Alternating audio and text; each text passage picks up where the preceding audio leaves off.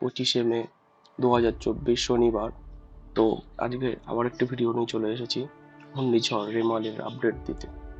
তো রীতিমতো বঙ্গোপসাগর থেকে রীতিমতো চোখ রাঙাচ্ছে রেমাল ঘূর্ণিঝড়। দেখে নিই সেই ঘূর্ণিঝড় কেমন পরিস্থিতিতে রয়েছে এবং আগামী দিন কি পরিস্থিতি হতে চলেছে। চলুন স্ক্রিনে আমরা ট্র্যাক করে নিচ্ছি ঘূর্ণিঝড় রেমালকে। দেখতে পাচ্ছেন আপনারা, এখন 2টো বাজে, শনিবার 25 তারিখ। ঘূর্ণিঝড় রেমাল ঠিক বঙ্গোপসাগরের মধ্যবর্তী অঞ্চলে অবস্থান করছে। এখানে তার গতিবেগ রয়েছে এখন 80-90 কিলোমিটার গতিবেগ। ঠিক আছে, তো এরপরে আমরা যাচ্ছি ল্যান্ডফলের সময়।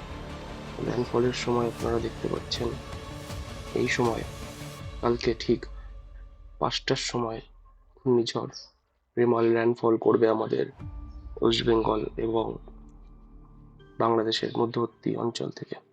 তো দেখতে পাচ্ছেন এই পয়েন্টে হলদিবাড়ি সাগর, গঙ্গাসাগর, হলদিয়া এইসব অঞ্চল থেকে ল্যান্ডফল করবে ঘূর্ণিঝড় রেমাল এবং রীতিমতন এখানে প্রচুর পরিমাণে বাংলাদেশেও এর প্রকোপ দেখা দেবে।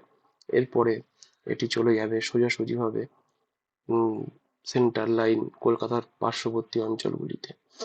তো সেখান থেকে ঘূর্ণিঝড় রেমাল দেখতে পাচ্ছেন, এখান থেকে ঘূর্ণিঝড় রেমাল কিন্তু সোজা চন্দননগর সাইড থেকে, ঠিক আছে, সোজা চলে যাবে বাংলাদেশের দিকে মেহেরপুর, এখানে রাজশাহীর দিক থেকে ঢুকবে। তো একটু 50 কিলোমিটার এদিক ওদিক হতে পারে। তাছাড়া একটু একটু করে কিছুটা যত দিন এগোচ্ছে কিছুটা করে একটু একটু করে চেঞ্জ হতে চলেছে দেখা যাচ্ছে এই রেমালের গতিপথ।